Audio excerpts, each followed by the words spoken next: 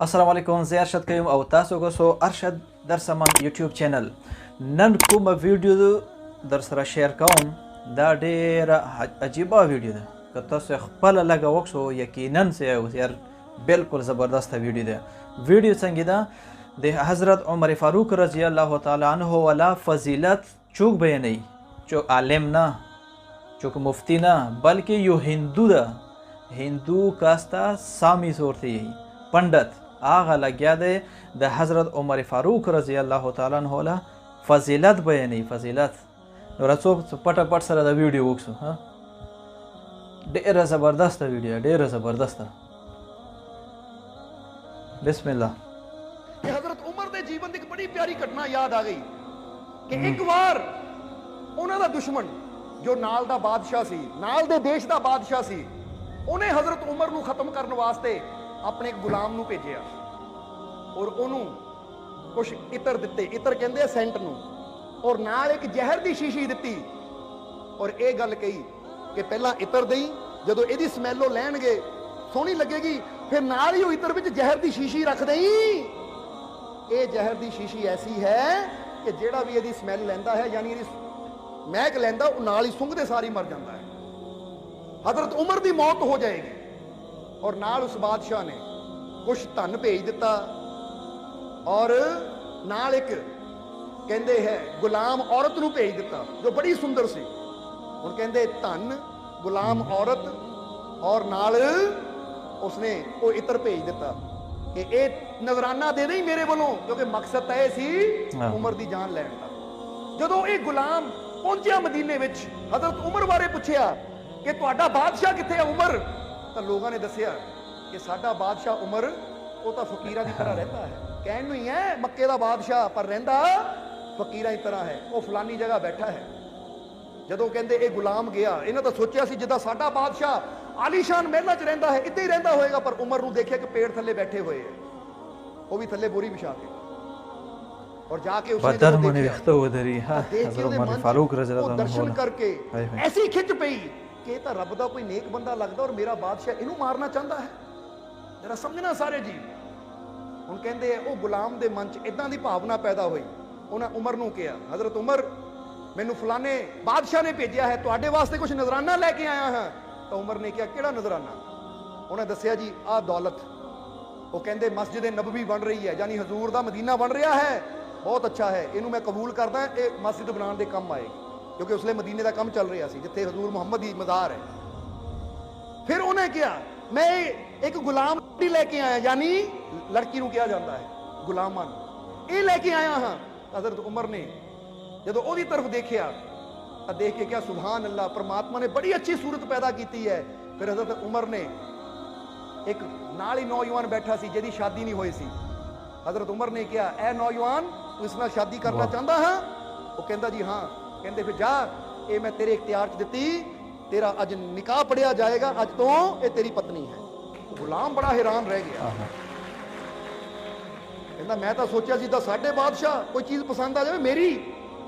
اور انہاں دے اندر تو کوئی اثر ہی نہیں ہے پھر انہیں حضرت عمر نے کیا ہور کی چیز ہے انہاں عطر پیش کیتا کہندا جی آ او عطر ہے جڑا بڑا قیمتی ہے ایک بار کپڑے نو لگ جاوے تا کپڑا دھو دھو کے پھٹ جاندا پر عطر دی سمیل او دی مہک نہیں جاندی حضرت عمر نے کیا لیا پھر کہ میری حضور دی مزار تے سٹن دے کم آئے گا کیونکہ میرے حضور دی مزار چوں مہک آنی چاہیے میرے مرشد دی مزار چوں یہ عاشق دا پریم ہن جدوں انہاں دیکھیا اپنے واسطے تے رکھیا ہی کچھ نہیں اتنا رب نال پیار کرن والا اپنے مرشد نال تا او دے من چ اکو ہی گل آئی کہندا اتنا نیک آدمی ہن جے میں زہر دی شیشی دیواں اے دنیا تو چلا گیا تا پھر میں تیرے ہتھوں بہت بڑا پاپ ہوئے گا اس لیے انہاں کی کیتا وہ شیشی دتی حضرت عمر کہندے ہور کچھ ہے وہ کہندا جی آ شیشی ہے کہندے کی ہے وہ کہندا جی سچ دساں اے وچ زہر ہے اے زہر دی گند لین نال ہی مہک لین نال ہی بندہ مر جاندا ہے اس لیے ہن بھیجیا تا مارن واسطے سی پر انہاں گل کداں بدلی کہ اے بھیجیا ہے تاکہ جے کوئی تہاڈا دشمن ہووے جیڑا تہانوں لگے میرا دشمن ہے تا اے زہر تسی اونوں دے کے مار سکدے ہو حضرت عمر نے ہس کے شیشی پکڑی کہندے ہے ایک میرا سب تو بڑا دشمن اچھا کیتا تو زہر لے آیا ਉਹ ਕਹਿੰਦਾ ਜੀ ਕਿਹੜਾ ਤੁਹਾਡਾ ਦੁਸ਼ਮਣ ਹੈ, ਕਿਉਂਕਿ ਜਿੱਥੇ ਤੱਕ ਤੁਸੀਂ ਮੈਨੂੰ ਨਜ਼ਰ ਆਉਂਦੇ ਹੋ ਤੁਹਾਡਾ ਦੁਸ਼ਮਣ ਤਾਂ ਕੋਈ ਹੋ ਹੀ ਨਹੀਂ ਸਕਦਾ। ਉਹ ਕਹਿੰਦੇ ਹੈ ਲਿਆ, ਬਹੁਤ ਅੱਛਾ ਹੈ ਤੂੰ ਜ਼ਹਿਰ ਲੈ ਆਇਆ। ਉਹ ਕਹਿੰਦੇ ਜੀ ਦੁਸ਼ਮਣ ਕਿਹੜਾ ਹੈ? ਤਾਂ ਹਜ਼ਰਤ ਉਮਰ ਕਹਿੰਦੇ ਤੂੰ ਨਹੀਂ ਜਾਣ ਸਕਦਾ, ਕਿਉਂਕਿ ਮੇਰਾ ਦੁਸ਼ਮਣ ਮੇਰੇ ਅੰਦਰ ਬੈਠਾ ਹੈ, ਨਫਸ ਦੇ ਇਨਸਾਨ ਸਖਤ ਦੁਸ਼ਮਣ ਗੌਰ ਕਰਨਾ। ਕਹਿੰਦੇ ਅੱਛਾ ਹੋਇਆ ਇਹਨੂੰ ਲੈ ਆਇਆ, ਇਹ ਦੁਸ਼ਮਣ ਦਾ ਮਰਨਾ ਜ਼ਰੂਰੀ ਸੀ। ਔਰ ਤੂੰ ਕਹਿੰਦਾ ਹੈ ਇਹਦੀ ਮਹਿਕ ਲੈਣ ਨੇ ਬੰਦਾ ਮਰ ਜਾਂਦਾ। ਉਹ ਕਹਿੰਦਾ ਜੀ ਹਾਂ। ਉਹਨਾਂ ਨੇ ਸ਼ੀਸ਼ੀ ਖੋਲੀ, ਪੀ ਗਏ, ਬਿਸਮਿਲ੍ਲਾ ਕਹਿ ਕੇ ਰੱਬ ਦਾ ਨਾਮ ਲੈ ਕੇ ਸ਼ੀਸ਼ੀ ਪੀ ਗਏ। ਸੁਭਾਨ ਅੱਲਾਹ। ਉਹ ਗੁਲਾਮ ਦਾ ਤਾਂ ਹੱਥ ਪੈਰ ਕੰਬਣ ਲੱਗ ਗਏ। ਜਿਹਦੀ ਮਹਿਕ ਲੈਣ ਨੇ ਬੰਦਾ ਮਰ ਸਕਦਾ, ਇੰਨਾ ਸ਼ਕਤੀਸ਼ਾਲੀ ਖਤਰਨਾਕ ਜ਼ਹਿਰ, ਉਹ ਪੂਰੀ ਸ਼ੀਸ਼ੀ ਪੀ ਗਏ ਛੋਟੀ ਜਿਹੀ। ਇਹ ਤਾਂ ਹੁਣ ਖਤਮ। ਹਜ਼ਰਤ ਉਮਰ ਬੈਠ ਗਏ, ਚਿਹਰਾ ਲਾਲ ਹੋ ਗਿਆ, ਪਸੀਨਾ ਆਣਾ ਸ਼ੁਰੂ ਹੋ ਗਿਆ ਔਰ ਇਹ ਗੁਲਾਮ ਡਰਨਾ ਸ਼ੁਰੂ ਹੋ ਗਿਆ। 10-15 ਮਿੰਟ ਬਾਅਦ हजरत उमर ने अखां खोलियां, मुस्कुराए, कहते डर क्यों रहा है? फिक्र ना कर, मैं अपने मालिक दे विश्वास ते जहर पीता है और मेरे मालिक दी ताकत है जहर नालों बहुत बेशक। जिदा मीरा ने सतगुर दे भरोसे जहर पी लिया सी ना, तो जहर ने उन्हें कुछ नहीं बिगाड़िया। हजरत उमर ने की साबित किया? वो कहते दुनिया दे कोई भी जहर ओदी रहमत तो बड़ा नहीं है। इसलिए ये मिसाल तुहानू क्यों दसी कि तुहाडे जीवन च भी कई बार ਅਸੀਂ ਕੀ ਕਰਦੇ, ਛੋਟੀ ਛੋਟੀਆਂ ਚੀਜ਼ਾਂ ਤੋਂ ਡਰਦੇ ਰਹਿੰਦੇ। ਆਹ ਖਾ ਲਿਆ ਮੈਨੂੰ ਕੁਝ ਹੋ ਜਾਏਗਾ, ਆਹ ਖਾ ਲਿਆ ਮੈਨੂੰ ਕਿਸੇ ਨੇ ਦੇ ਦਿੱਤਾ, ਕੋਈ ਲੱਡੂ ਦੇ ਦਿੱਤਾ, ਮੈਨੂੰ ਕਿਸੇ ਨੇ ਕਰ ਦਿੱਤਾ, ਉਹ ਵੀ ਵਹਿਮ ਹੈ, ਮੈਨੂੰ ਕੁਝ ਹੋ ਜਾਏਗਾ। ਯਾਦ ਰੱਖੋ, ਆਪਣੇ ਮਾਲਿਕ ਤੇ ਇੰਨਾ ਭਰੋਸਾ ਰੱਖੋ, ਉਹਦਾ ਨਾਮ ਲੈ ਕੇ ਜਦੋਂ ਵੀ ਖਾਈਏ ਉਹਨੂੰ ਯਾਦ ਕਰਕੇ ਭੋਜਨ ਕਰੀਏ, ਤਾਂ ਫਿਰ ਕਿਸੇ ਵੀ ਚੀਜ਼ 'ਚ ਇੰਨੀ ਤਾਕਤ ਹੈ ਨਹੀਂ ਜੋ ਸਾਡਾ ਕੁਝ ਵਿਗਾੜ ਸਕੇ। ਬਸ ਆਪਣੀ ਸੁਰਤੀ, ਆਪਣਾ ਧਿਆਨ ਆਪਣੇ ਮਾਲਿਕ ਵੱਲ ਰੱਖਣਾ ਹੈ। ਤਾਂ ਜਿੱਦਾਂ ਹਜ਼ਰਤ ਉਮਰ ਨੇ ਕਿਹਾ ਕਿ ਸਭ ਤੋਂ ਬੜਾ ਦੁਸ਼ਮਣ ਤਾਂ ਮੇਰੇ ਅੰਦਰ ਹੈ, ਤਾਂ ਤੁਸੀਂ ਵੀ ਜ਼ਰਾ ਸੋਚੋ ਇਹ ਗੱਲ ਨੂੰ ਕਿ ਸਭ ਤੋਂ ਬੜਾ ਦੁਸ਼ਮਣ ਕਿੱਥੇ ਹੈ। ਤੁਸੀਂ ਕਹਿੰਦੇ ਉਹ ਗੁਆਂਢੀ ਮੇਰਾ ਦੁਸ਼ਮਣ, ਉਹ ਫਲਾਨਾ ਇਨਸਾਨ ਮੇਰਾ ਦੁਸ਼ਮਣ। ਉਹ ਕਹਿੰਦੇ ਸਭ ਤੋਂ ਬੜਾ ਦੁਸ਼ਮਣ ਤਾਂ ਤੇਰੇ ਅੰਦਰ ਬੈਠਾ। ਇਹ ਮਨ ਜੋ ਵਹਿਮਾਂ ਭਰਮਾਂ ਨਾਲ ਜੁੜ ਗਿਆ